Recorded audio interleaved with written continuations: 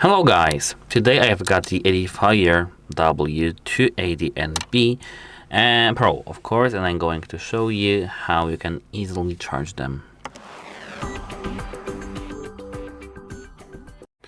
We have actually two ways of doing it. The first one is using just a charger.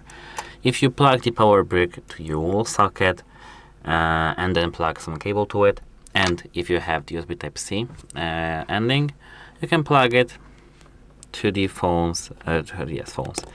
the charging port of your headphones, and now they are charging.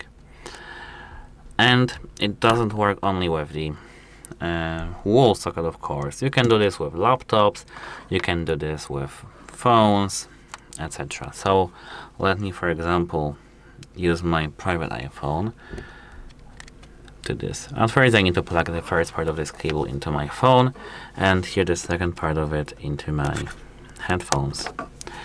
As you can see, they are charging, even though I have damage to my port, but they are charging. As you can see here, I don't see anything, but they are charging. That's it. Hope it helps you, and goodbye.